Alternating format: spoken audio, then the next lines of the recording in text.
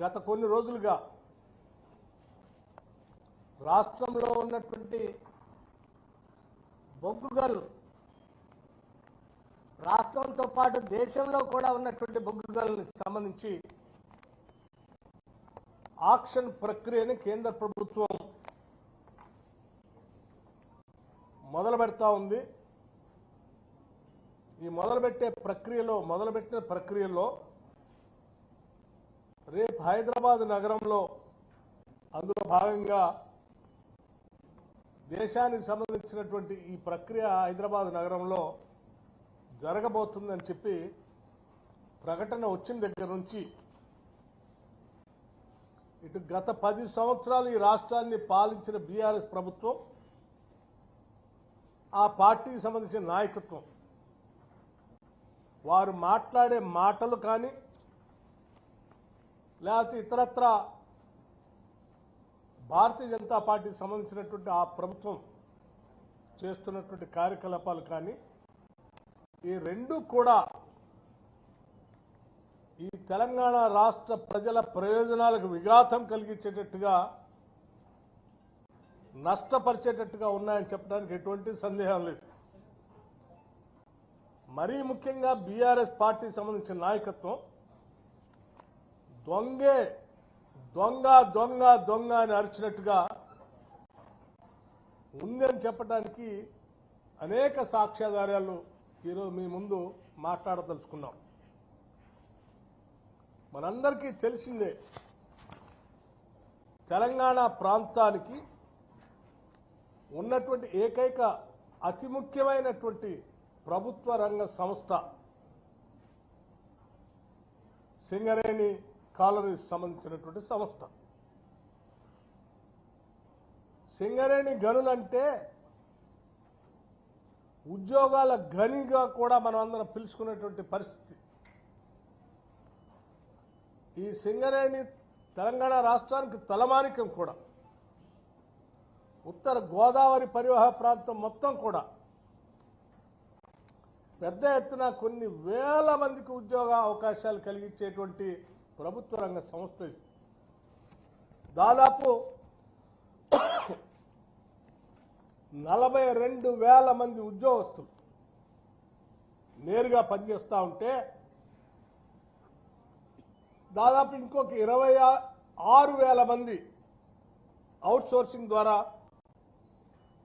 మరో 50,000 మంది ఉపాధి కూడా పొందుతూ ఉన్నారు.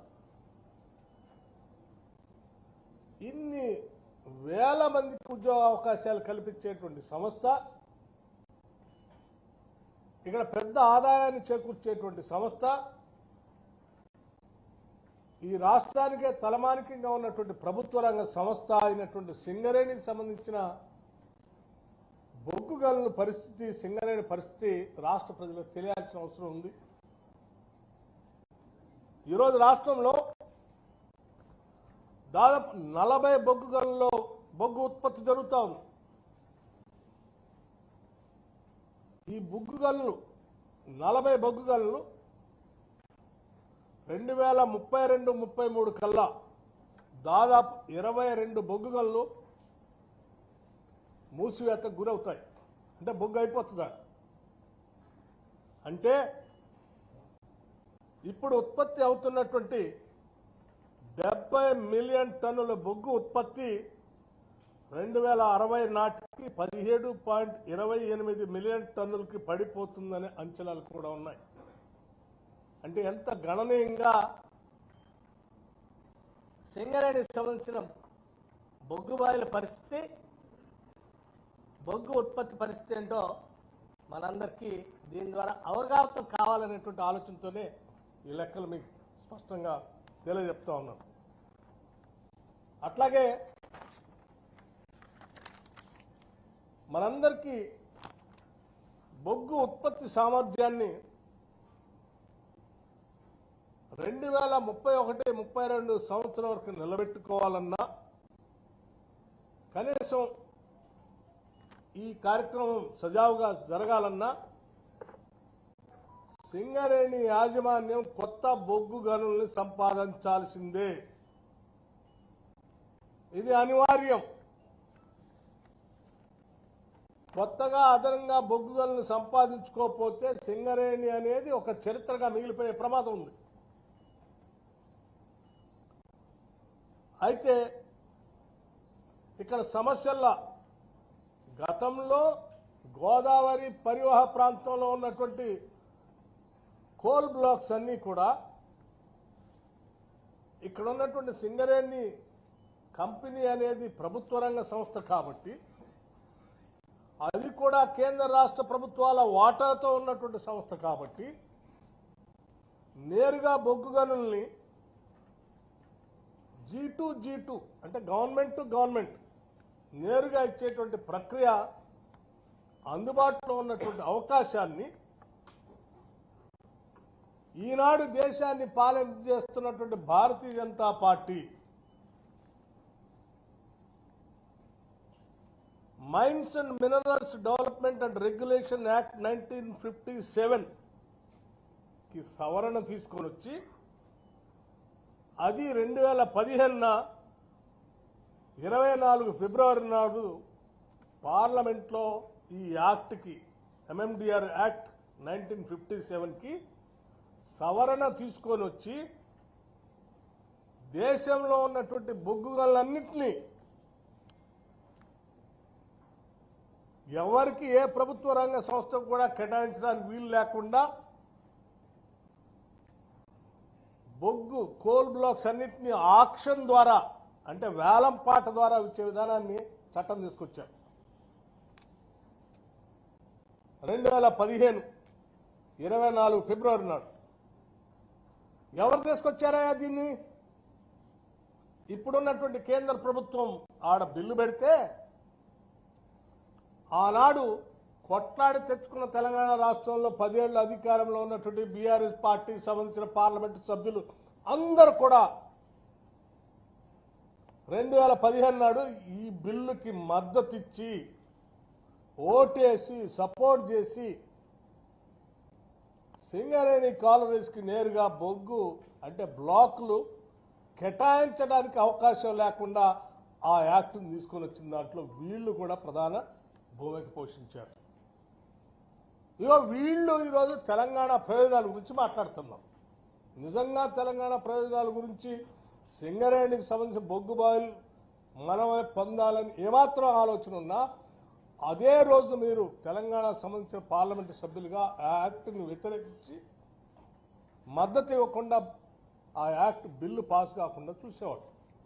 ఆ రోజు సంపూర్ణంగా మద్దతు ఇచ్చి బిల్లు పాస్ అయ్యేటట్టు చేసి ఆక్షన్ జరిగేటట్టుగా చేసి సింగరేణికి బొగ్గుబాయిలు లేకుండా చేసి ఇవాళ తగుదనమ్మా అని చెప్పి బీఆర్ఎస్ పార్టీకి సంబంధించిన నాయకత్వం మాట్లాడుతూ ఉంది. సింగరేణికి సంబంధించిన బొగ్గుబాయిల్ని మేమే కాపాడాం 10 ఏళ్ళు, కాంగ్రెస్ వాళ్ళు వచ్చి ఏం కాపాడుతుంది ప్రభుత్వం అని చెప్తున్నారు. యాక్ట్లో మీరు సపోర్ట్ చేసి రాకుండా చేస్తారు.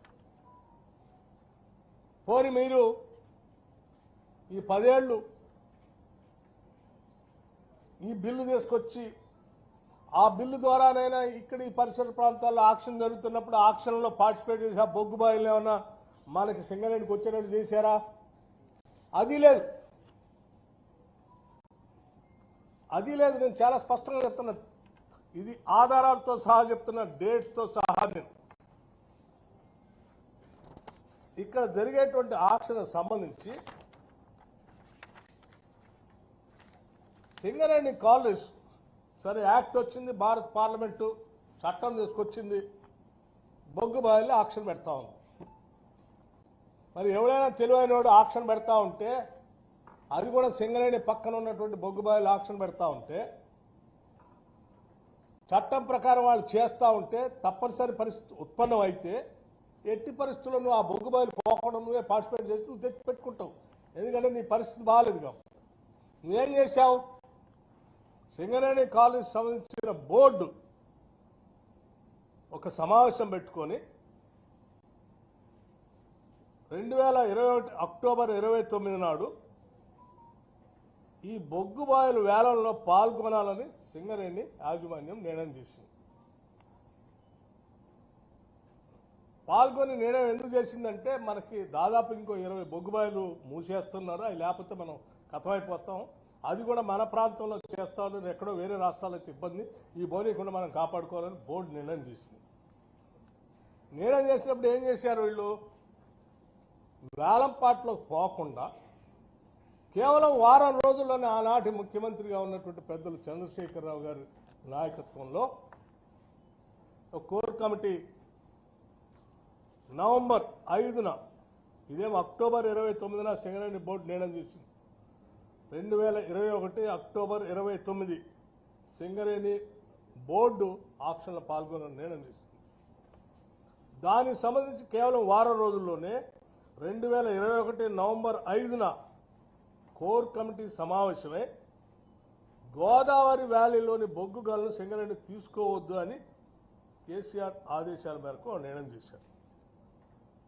ఎందుకు చేశారయ్యా? ఎందుకు చేశారు అంటే ఈ పరిసర ప్రాంతాల్లో ఉన్నటువంటి బొగ్గు గనులు సంబంధించి ఉదాహరణ సత్తుపల్లిలో ఉన్నటువంటి సత్తుపల్లి 3, కోయగూడెం, ఈ రెండు మంతేరే. ఈ రెండు బొగ్గుబాయిలు వారికి సంబంధించిన స్నేహితులు పారిశ్రామికవేత్తలకి చెందేటట్టుగా ఉండటం కోసం సింగరేణి, ఎందుకంటే అత్యంత ఎలిజిబిలిటీ ఉన్నటువంటి కంపెనీ కదా ఇది, ఎక్స్పర్టైజ్ దీనికే ఉంది, ఫైనాన్షియల్ స్టెబిలిటీ స్ట్రెంత్ దీనికే ఉంది, మైనింగ్ ఎక్స్పర్టైజ్ దీనికే ఉంది. సింగరేణి పార్టిసిపేట్ చేస్తే వాళ్ళకి రాదని సింగరేణి పార్టిసిపేట్ చేయకుండా చేసి వారికి కావాల్సిన ఇరు కంపెనీలకు వచ్చేటట్టుగా ఒక పెద్ద కుట్ర జరిగింది. ఏంటే ఆ కంపెనీలు? ఒకసారి అందరూ తెలంగాణ ప్రజలంతా గమనించాలి. కోయగూడెం బ్లాక్ మెస్సెస్ ఆరో కోల్ మైనింగ్ ప్రైవేట్ లిమిటెడ్. ఆరో అంటే ఎవరిది? అరబిందో వాళ్ళు. ఆరో కోల్ మైనింగ్ ప్రైవేట్ లిమిటెడ్ ఒకటి. ఇంకోటి సత్తుపల్లి బ్లాక్నేమో అవంతిగా కాంట్రాక్టర్స్ ఇండియా లిమిటెడ్ కట్టబెట్టారు. ఈ రెండు ఎవరయ్యా? ఒకటేమో అరబిందో. అరబిందో వాళ్ళ లింక్ ఏంటో మీ అందరూ తెలిసింది. అరబిందో వాళ్ళ లింక్ ఏంటో మీ అందరూ తెలిసిందే.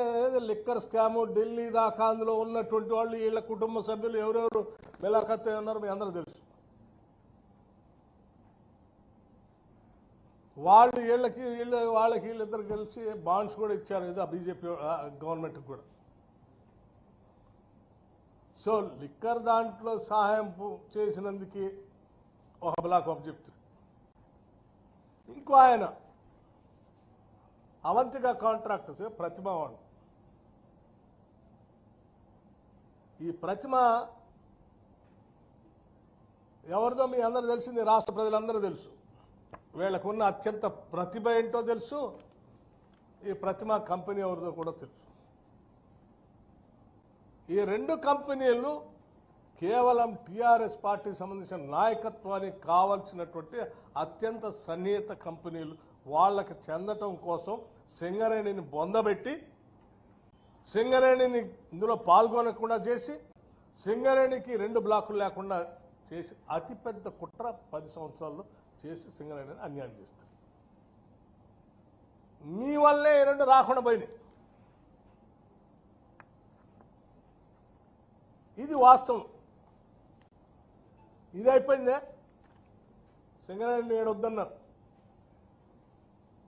ఏడొద్దన్నావు కోల్ బ్లాక్, ఎందుకంటే వీళ్ళ మనుషులు కావాలి కాబట్టి. కానీ మళ్ళీ ఒరిస్సాలో కోల్ బ్లాక్స్ ఆక్షన్ జరుగుతుంటే మాత్రం ఆడికి పంపించారు. ఏందది? ఆ బొగ్గు కంపెనీ పేరు కూడా చెప్తాం మీకు. ఒరిస్సాలో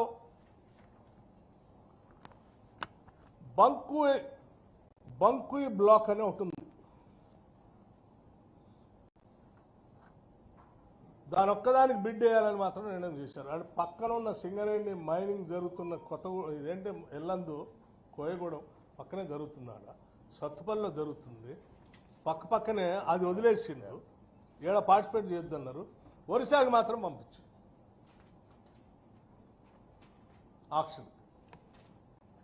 ఆక్షన్ చేయొద్దన్నాడు. ఆడికి ఎందుకు పంపించు? నువ్వు ఆక్షన్లో సింగరేణి పార్టిసిపేట్ చేయొద్దనుకున్నాడు. ఆడికి ఎట్లా పంపించావు? అది ఎక్కడో పక్క రాష్ట్రం, అక్కడెక్కడ మన మైనింగ్ యాక్టివిటీ కూడా లేదు. ఆయన ఆడికి పంపించేసి, అంటే ఇది కేవలం ఇక్కడ నీ మిత్రులకి వెసులుబాటు కల్పించడం కోసం ఇక్కడ బంద్ చేసావు, అక్కడేమో ఆక్షన్ పంపించేసావు. ఏంటంటే ఆక్షన్ కూడా పంపించాలని చెప్పడం కోసం. అయ్యా అందుకోసమే ఏం చెప్తా ఉన్నా అంటే, ఈరోజు ఇంత చరిత్ర మీ వెనకబెట్టుకొని 42,000 మంది ఉద్యోగస్తులు నేరుగా పనిచేసేటువంటి పర్మనెంట్ ఉద్యోగస్తులు, 22,000 మంది కాంట్రాక్ట్ అవుట్సోర్సింగ్ ఉద్యోగస్తులు, దాదాపు ఇంకో 50,000 మంది పరోక్షంగా ఆధారపడి బతికేటువంటి వాళ్ళు, తెలంగాణ రాష్ట్రాన్ని తలమానికంగా ఉన్నటువంటి సింగరేణి సంబంధించిన ఈ వ్యవస్థని సర్వనాశనం చేసిన కుటుంబ అవసరాల కోసం ఈరోజు తగుదనమ్మా అని చెప్పి మళ్ళీ కాంగ్రెస్ గవర్నమెంట్ వచ్చింది. కేంద్రం వాళ్ళు ఏదో ఆక్షన్ పెట్టడానికి ముందుకు వచ్చారు, కాంగ్రెస్ వాళ్ళు తయారయ్యారు ఆక్షన్లో పార్టిసిపేట్ చేయడానికి మాట్లాడుతూ ఉన్నారు. మేము చెప్తా ఉన్నాం చాలా స్పష్టంగా, ఇప్పటికే కాంగ్రెస్ ప్రభుత్వం రాగానే పార్లమెంట్ ఎన్నికల కంటే ముందే కేంద్రంలో ఉన్నటువంటి ఆనాటి కోల్ మినిస్టర్ని కలిశాం. సింగరేణి పరిసర ప్రాంతాల్లో ఉన్న కోల్ బ్లాక్స్ అన్నింటినీ కనీసం ఇప్పటికైనా మీరు కొంత నిర్ణయం తీసుకొని మాకే అలాట్ చేయండి అని అడిగాం, ఆక్షన్ లేకుండా. మీలాగా ఆక్షన్లో పార్టిసిపేట్ చేయకుండా ఉండాలని మేము కుట్ర చేయలే, అది ఎగ్జామ్షన్ ఇవ్వండి అని అడిగాం. అడగటమే కాదు, ఇప్పుడు కూడా ఏదో తెలంగాణ మీద విపరీతమైన ప్రేమ ఉందని మాట్లాడుతున్నటువంటి భారతీయ జనతా పార్టీకి సంబంధించిన మంత్రివర్యులు, మరి మన రాష్ట్రానికి సంబంధించిన ఆయన కోల్ మంత్రిగా వచ్చారు, బొగ్గు మంత్రిగా. తెలంగాణలో తలమానికమైనటువంటి ఈ శాఖ మీ దగ్గరకు వచ్చింది, వారికి కూడా మేము విజ్ఞప్తి చేస్తూ ఉన్నాం. రేపు మీరు దేశవ్యాప్తంగా కోల్ మైన్స్ సంబంధించి ప్రారంభం చేస్తా అని చెప్తా ఉన్నారు కాబట్టి, దాంట్లో ఇక్కడ ప్రాంతంలో ఉన్నటువంటి శ్రావణపల్లి బొగ్గు గని వేలం వేసేందుకు కేంద్రం నిర్ణయం తీసుకుంది కాబట్టి, దాన్ని సంబంధించి కూడా సింగరేణి తరఫున రాష్ట్ర ప్రభుత్వం కిషన్ రెడ్డి గారిని కలుస్తాం, వారికి విజ్ఞప్తి చేస్తాం. గోదావరి పరివాహ ప్రాంతంలో ఈ సింగరేణి ఏరియాలో ఉన్నటువంటి కోల్ బ్లాక్స్ అన్నీ కూడా ఎంఎండిఆర్ యాక్ట్ ప్రకారం ఆక్షన్లో పెట్టకుండా, వీటన్నింటి ఇది కూడా గవర్నమెంట్ ప్రభుత్వ రంగ సంస్థే కాబట్టి దీని వరకు ఎగ్జామ్షన్ నుంచి కేటాయించే కార్యక్రమాన్ని చేయండి అని చెప్పి వారికి విజ్ఞప్తి చేస్తాం. రాతపూర్వకంగా కూడా ఇస్తాం. ఇవ్వటమే కాదు, వారిని రిక్వెస్ట్ చేస్తాం. మీరే కాదు, అవసరమైతే ఈ దేశ ప్రధాని నరేంద్ర మోడీ గారిని కూడా కలిసి మనం విజ్ఞప్తి చేద్దాం. మీరు సమయం తీసుకోండి. కేవలం రాష్ట్ర ప్రభుత్వంలో ఉన్నటువంటి వాళ్లే కాదు, రాష్ట్రంలో ఉన్నటువంటి అన్ని రాజకీయ పార్టీలకు సంబంధించిన స్టేక్ హోల్డర్స్ అందరినీ కూడా పిలుస్తాం. వాళ్ళందరూ కూడా తీసుకొని వచ్చి ప్రధానమంత్రి గారిని కలుస్తాం. ఎందుకంటే ఇది రాష్ట్ర ప్రయోజనాలు, ఇది ఎవరో ఒక్కడి కోసం చేసేది కాదు. డెలిగేషన్, ఆల్ పార్టీ డెలిగేషన్ కూడా తీసుకొని వస్తాం. మీరు టైం తీసుకోండి, తెలంగాణ ఆస్తుల్ని కాపాడండి, సింగరేణిని కాపాడండి అని చెప్పి వారిని విజ్ఞప్తి చేస్తాం. అందరిని తీసుకొని వస్తామని వారిని కలిసి ప్రత్యేకంగా రిక్వెస్ట్ కూడా చేయాలని రాష్ట్ర ప్రభుత్వం డిసైడ్ చేసుకొని నిర్ణయం చేసింది. ఇది రాష్ట్ర ప్రజల ప్రయోజనాలను కాంక్షించి మేము చేస్తున్నటువంటి కార్యక్రమం. సింగరేణి ఆస్తుల్ని, వ్యవస్థని కాపాడటం కోసం మేము చేస్తున్నటువంటి కార్యక్రమం. తెచ్చుకున్నదే ఉద్యోగాల కోసం. ఆ ఉద్యోగాలు ఇది సింగరేణి బంద్ అయిపోతే ఆ పరివాహ ప్రాంతంలో ఉన్నటువంటి వేలాది మంది మధ్యతరగతి నిరుపేద కుటుంబాలకి ఉద్యోగ అవకాశాలు లేకుండా పోతాయి. కాబట్టి ఎట్టి పరిస్థితుల్లో ఈవెన్ ఈరోజు సింగరేణి వ్యవస్థలో ఉన్నటువంటి ఎలక్టెడ్ రికగ్నైజ్డ్ యూనియన్స్ కూడా కలిసి మాకు ప్రత్యేకంగా లేఖ కూడా ఇచ్చారు. సింగరేణిని కాపాడటం కోసం ఇక్కడ ఉన్నటువంటి కోల్ బ్లాక్స్ అన్ని సింగరేణికే కేటాయించేటట్టుగా చూడండి, దాని మీద మనం అందరం కలిసి పోరాటం చేద్దామని చెప్పి కూడా వారు లెటర్ ఇచ్చారు ఇంతకుముందే గతంలో. మేము ఇప్పుడు కూడా చెప్తున్నాం, రాష్ట్రంలో నిజంగా మీకు మేము టైం తీసుకుంటాం, కిషన్ రెడ్డి గారిని అడుగుతాం, నరేంద్ర మోడీ గారి టైం కూడా అడుగుతాం. మీకు ఏమాత్రం ఈ రాష్ట్రంలో ఉన్న రాజకీయ పార్టీగా ఉండి 10 ఏళ్లు పాలించినటువంటి టీఆర్ఎస్ పార్టీ బాధ్యత ఉంటే మీరు కూడా ఆ డెలిగేషన్లో వచ్చి గతంలో మీరు చేసిన తప్పుల్ని ఏదో ఆ యాక్ట్కి మద్దతు ఇచ్చి చేశారే అట్లా కుట్ర చేయకుండా దయచేసి రాష్ట్ర ప్రయోజనాల కోసం సహకరించండి అని అడుగుతా ఉన్నాం. అన్ని రాజకీయ పార్టీలు తీసుకొని వెళ్తాం. అట్లాగే ఇప్పుడున్నటువంటి ఈ రెండు గతంలో ఆక్షన్లో పొందినటువంటి ఈ ఆరో కోల్ మైనింగ్ కానీ లేకపోతే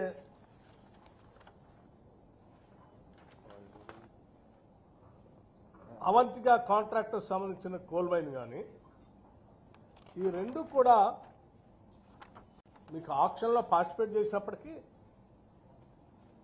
ఇక సింగరేణికి ఉన్నంత ఎక్స్పర్టైజ్ లేకపోవటం వల్ల వాళ్ళు ఏం చేయలేకపోతా ఉన్నారు. వాళ్ళకి అలాట్ చేసిన టైం కూడా అయిపోయింది.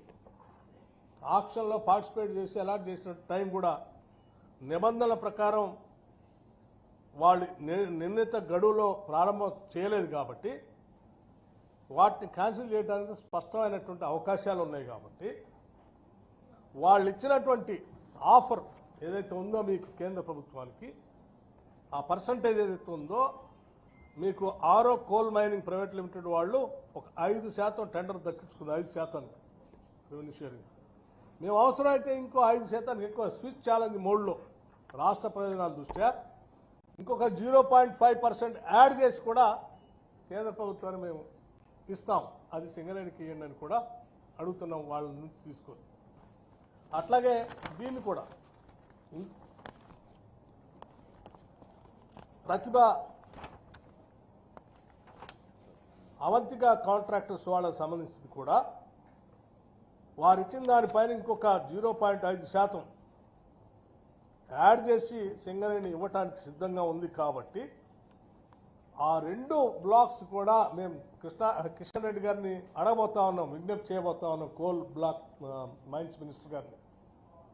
ఆ రెండు కూడా వాళ్ళ క్యాన్సిల్ చేసి ఎట్లా వాళ్ళ టైం ల్యాప్స్ అయిపోయారు కాబట్టి మళ్ళీ వాటిని ఎవరికో ఆక్షన్ చేయకుండా వాటిని అదే రేట్ స్విచ్ ఛాలెంజ్ ప్రకారం సింగరేణికి ఆ రెండు బ్లాక్స్ అలాట్ చేయవలసిందిగా విజ్ఞప్తి చేయబోతున్నాం. అపార్ట్ ఫ్రమ్ ఇప్పుడు శ్రావణపల్లి దాంతో సహా కలిపి అది కాకుండా కూడా ఈ రెండింటిని కూడా ఇవ్వమని చెప్పి మేము అడగాలని చాలా సీరియస్గా నిర్ణయం తీసుకున్నాం. అవంతిక వాళ్ళైతే 7.5% టెండర్ దక్కించుకుంది.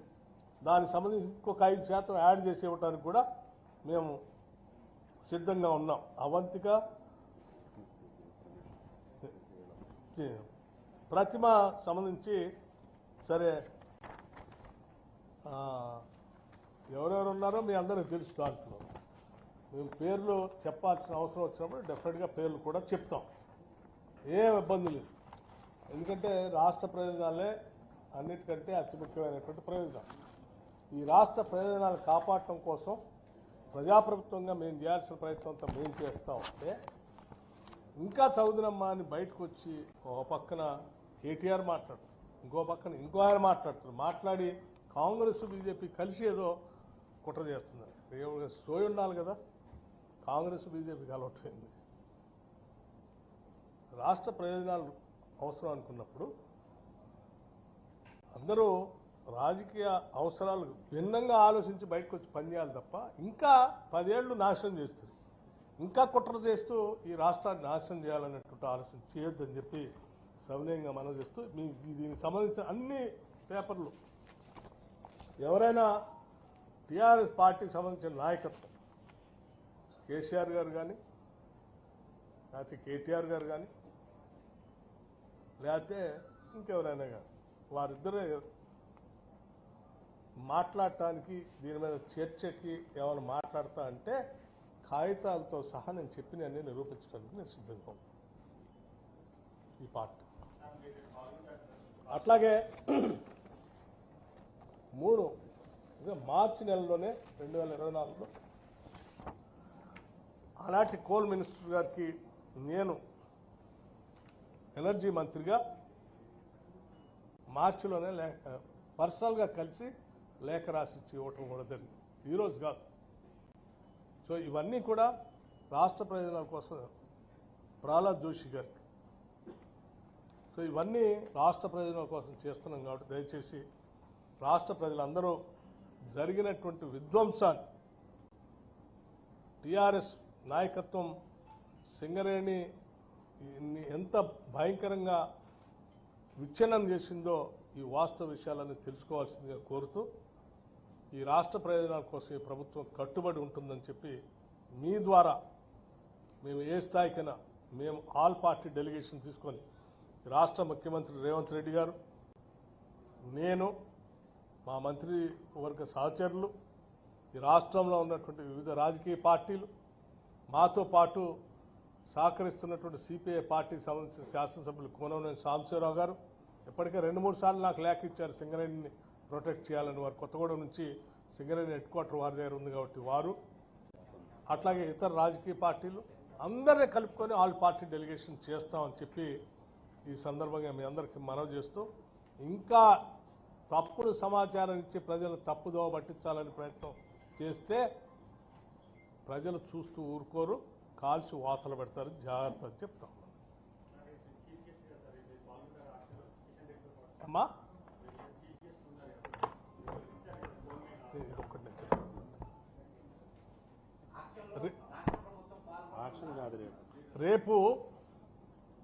రేపు జరిగే ప్రక్రియ ఆక్షన్కి ఇంకా 2 నెలల టైం ఉంది. 2 months టైం. రేపు వారిని కలిసి వాళ్ళ లాంఛనంగా ప్రారంభోత్సవం చేస్తాం.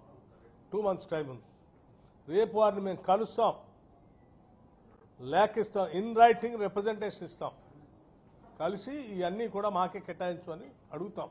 అడగటమే కాదు, మీరు ఈ రాష్ట్రానికి సంబంధించినటువంటి వ్యక్తిగా ఈ సింగరేణి కాలనీస్ని కాపాడుకోవాల్సిన బాధ్యత కూడా మీకు కూడా ఉంది కాబట్టి సంబంధిత మంత్రిగా మీరు మీ లెవెల్లో మీరు నిర్ణయం తీసుకోండి, లేదంటే ప్రధానమంత్రి గారి దగ్గర టైం తీసుకొని మనందరం కలిసిపోయి వారిని అడుగుదామని చెప్పి వారికి విజ్ఞప్తి చేస్తాం. రాష్ట్ర ముఖ్యమంత్రి రేవంత్ రెడ్డి గారి నాయకత్వంలో రాష్ట్రంలో ఉన్నటువంటి అన్ని పార్టీలు కలుపుకొని మేము వచ్చి ప్రధానమంత్రి గారిని వేడుకుంటాం. ఎందుకంటే మా ఆస్తి మాకు ఇవ్వండి, మమ్మల్ని కాపాడండి అని చెప్తాం. మాకు రాష్ట్ర ప్రయోజనాల కోసం ఎటువంటి కాపాడటం కోసం ఎటువంటి భేషజాలు లేవు. మేము ఎవరి దగ్గరికైనా వెళ్తాం, ఎక్కడికైనా వెళ్తాం, ఎవరినైనా వేడుకుంటాం. మాకున్నటువంటి అంతిమ లక్ష్యం రాష్ట్ర ప్రయోజనాలే.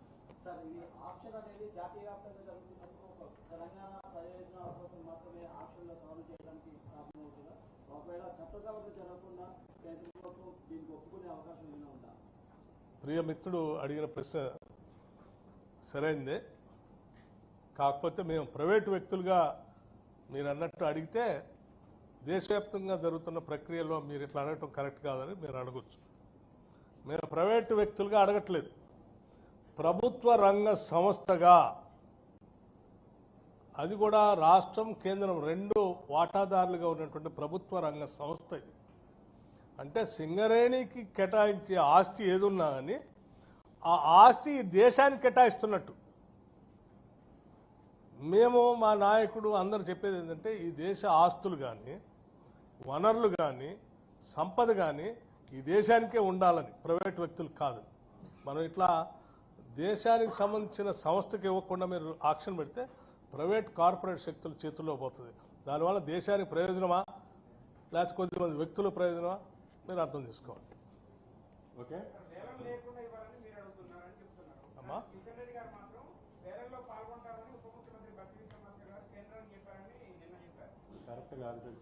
ఇప్పుడు చాలా స్పష్టంగా ఇప్పటివరకు నేను స్పష్టత ఇచ్చాను. 2015లో ఇచ్చిన చట్టసభలు చేసిన దాంట్లో ఇక్కడ ఎవరికి ఎక్కడ ఎగ్జామ్షన్స్ లేవనే విషయాన్ని అన్ని ప్రభుత్వాలు ఒప్పుకున్నాయి. ఇప్పుడు మళ్ళీ ఎగ్జామ్షన్ అడగడం అనేది చట్టసభల ద్వారానే సాధ్యమవుతుంది తప్ప ఎగ్జామ్షన్ ఇవ్వడానికి కేంద్ర ప్రభుత్వానికి అవకాశం ఉంది. ఓకే, అందుకే అదే చెప్తాను. అంటే దేశ చరిత్రలో మీరు చాలా సందర్భాల్లో గవర్నమెంట్ టు గవర్నమెంట్ చేసేదానికి అవకాశాలు ఉన్నాయి. గౌరవనీయులు పెద్దలు ఎనర్జీ మంత్రి గారు భట్టి గారు, గౌరవ శాసనసభ్యులు సాంబశివరావు గారు, రాఘమయ్య గారు, జిల్లా కలెక్టర్ గారు, ఎమ్మెల్యే వైరా రామదాస్ గారు,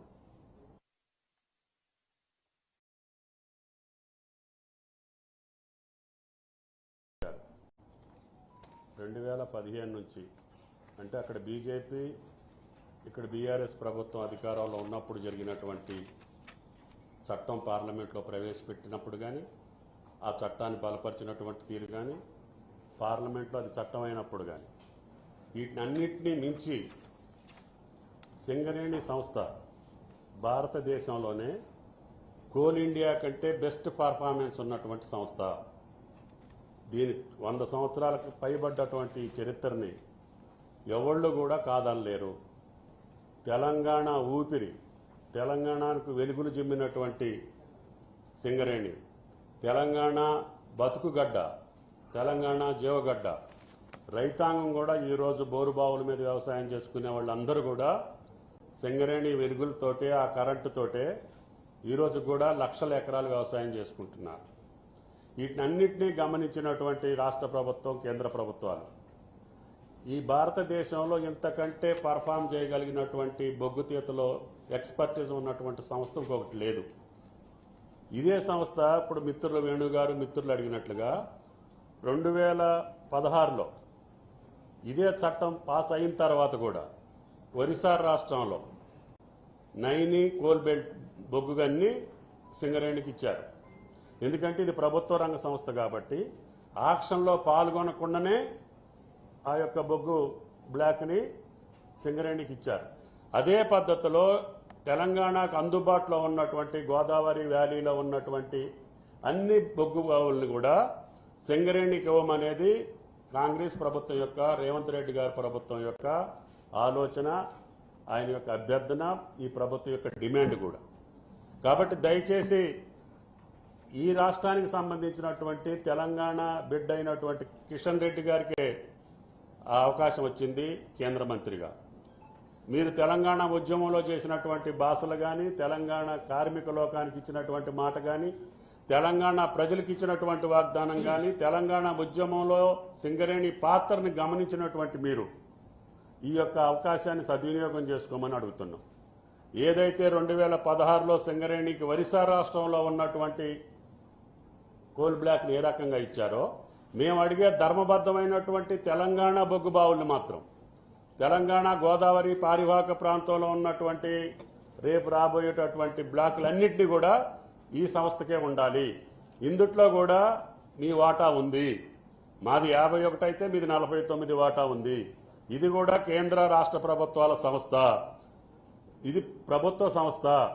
కాబట్టి దీనికి అందుబాటులో లేని కానీ, ఇది చేయలేని పరిస్థితి ఉన్నటువంటి ప్రాంతాల్లో కానీ, భారతదేశంలో ఇంకెక్కడన్నా అవకాశం ఉంటే సింగరేణి చేయలేదని అనుకుంటేనే మీరు ఆక్షన్కి వెళ్ళండి.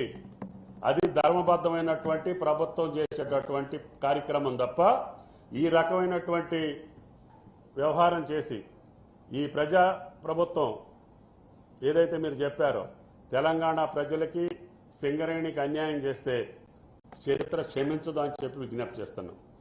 భట్టి గారు చెప్పినట్లుగా మా ప్రతిమకో మా అరవిందోకో ఇవ్వమని అడగట్లేదు. ప్రభుత్వ రంగ సంస్థ తెలంగాణ ప్రజల యొక్క గుండె చప్పుడు సింగరేణి. కొన్ని వందల సంవత్సరాలుగా ఈ తెలంగాణ గడ్డ మీద వెలుగులు విరజిమ్ముతున్నటువంటి సింగరేణి, ఎంతోమంది లక్షల కుటుంబాలకి జీవనోపాధి కల్పించినటువంటి సింగరేణి.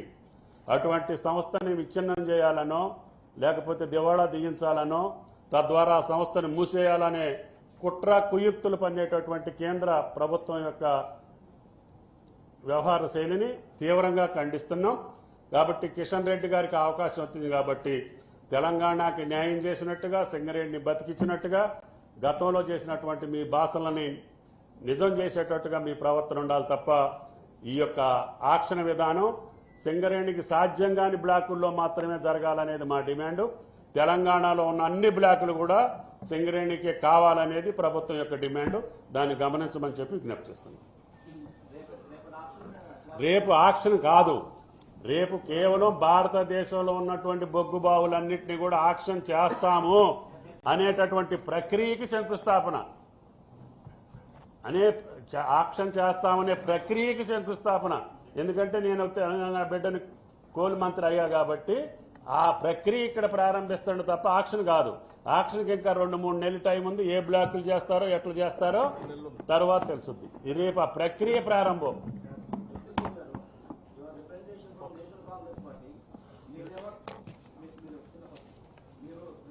మీరు మాట్లాడిన తర్వాత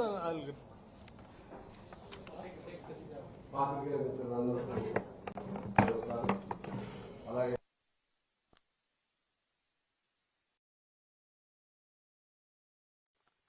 శ్రీ తుమ్మల గారు, రాఘమయ్య గారు, సత్తుపల్లి శాసనసభ్యులు, అలాగే వైరా శాసనసభ్యులు రామదాస్ గారు, కలెక్టర్ గారు, అందరికీ నమస్కారం. చాలా విషయాలు పెద్దలు చెప్పారు. నాకున్న సింగరేణితో నాకున్న అనుబంధంతో అనుభవంతో మీ దృష్టికి 2-3 అంశాలు తీసుకొస్తాను. సింగరేణి అనే పేరు ఈ రాష్ట్రంలో ఉన్న ఏ మైన్కైనా ఎందుకు పెట్టారనేది మనం అర్థం చేసుకోవాలి. అది గోదావరికనైనా బెల్లంపల్లి అయినా మరి ఎక్కడైనా సరే. కారణం ఏంటంటే సింగరేణి మొదటి మైన్ సింగరేణిలో కనుగొనబడింది ఇల్లెన్ దగ్గర. ఆ తర్వాత దక్కన్ నుంచి బ్రిటన్ హ్యాండ్ ఓవర్ అయినప్పుడు అప్పుడు ఒక ఒప్పందం జరిగింది. గోదావరి పరివాహక ప్రాంతంలో ఏ మైను బయటపడ్డా సరే అది సింగరేణికే ఇవ్వాలనేటువంటి ఒప్పందం జరిగింది. దానికి తూట్లు పొడిచే విధంగా 2015లో డిఆర్ఏ పేరుతో చట్టం తీసుకొస్తే అప్పుడు ఒక్కళ్ళు కూడా మాట్లాడకుండా ఈ అప్పటి టీఆర్ఎస్ ప్రభుత్వం పార్లమెంట్ సభ్యులందరూ సపోర్ట్ చేశారు. ఇవాళ మరొక పద్ధతుల్లో మాట్లాడటం అంటే ఎందుకంటే అన్యాయమైనటువంటి ఒక రాజకీయ అవకాశవాదం మరొకటి లేదని నా అభిప్రాయం తెలియజేస్తా ఉన్నాను. రెండోది, ఆయన అప్పుడు తెలంగాణ ఉద్యమం ప్రారంభమైనప్పుడు తెలంగాణ రాష్ట్రం రాకముందు కేసీఆర్ గారు చెప్పింది ఏంటి? 1,00,000 మందితో ఉన్నటువంటి సింగరేణి తగ్గిపోయింది, అప్పటికి 60,000కి వచ్చింది. అంతకుముందు 1,30,000 కూడా ఉండేవాడు. మరలా అనేక మైన్స్ తెద్దాం, 1,00,000 మంది కార్మికులతో కళ్ళకళ్ళాడేట్టుగా చేద్దామన్నారు. 60,000ది 42,000కి ఎందుకు తగ్గిపోయింది? అది వారి కాలంలో జరిగింది.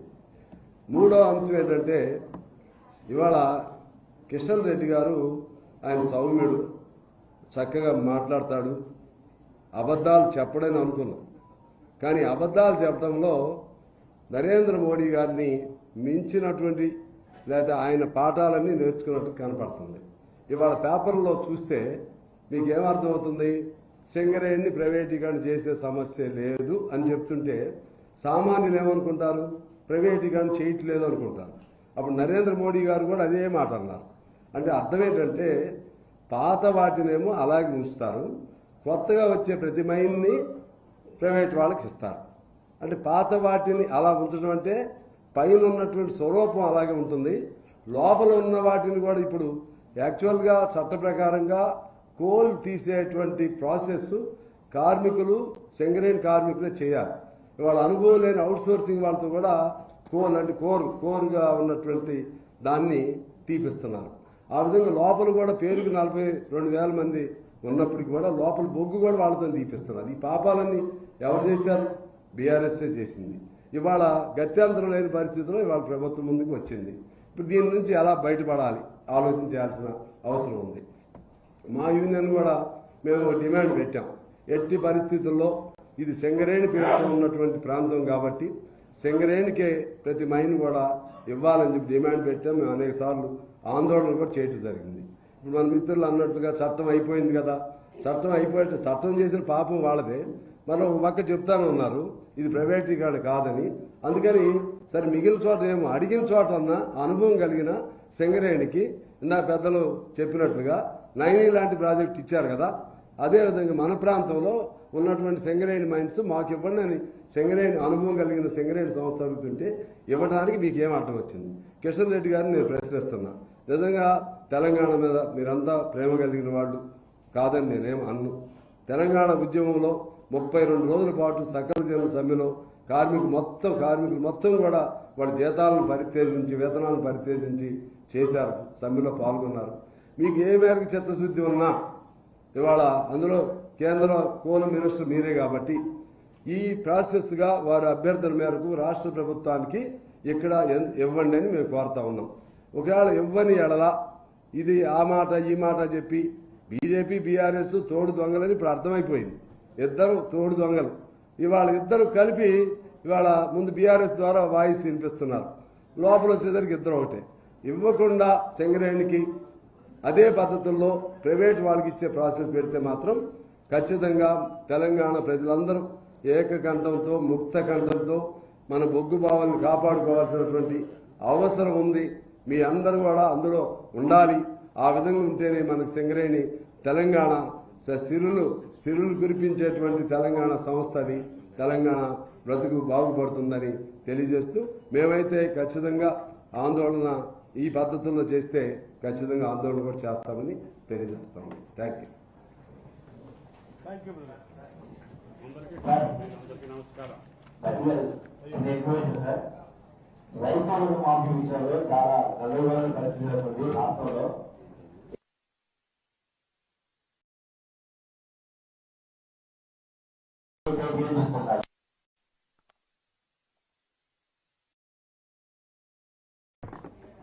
ఏం అడిగినావు మళ్ళీ అడుగు పెద్దగా.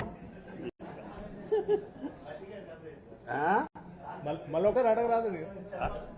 గట్టిగా రైతులు మాకు ఎన్నికల్లో 2 లక్షల ప్రతి రైతుకి మాఫీ చేస్తా ఉన్నారు. కానీ ప్రస్తుతానికి రకరకాల భిన్న కథనాలు వస్తున్నాయి. అసలు 2 లక్షల మాఫీ భర్తీ చేయడానికి ఎవరు ప్రయత్నంలో చూస్తున్నారా?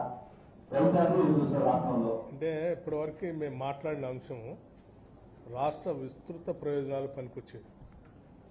ఆ అంశం ప్రజల్లోకి వెళ్ళాలి, దేశానికి వెళ్ళాలి, కేంద్ర రాష్ట్ర ప్రభుత్వాలకు కూడా వెళ్ళాలని చెప్పాను స్పష్టంగా. దాన్ని కిల్ చేస్తూ నువ్వు ఈ వార్తను తీసుకొని వచ్చావనుకో రాష్ట్ర ప్రయోజనాలను నష్టపరిచిన అవుతావు.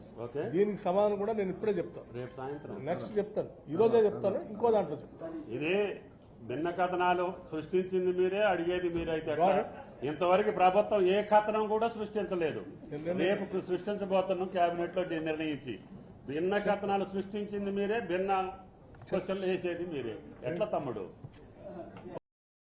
Like, share, subscribe.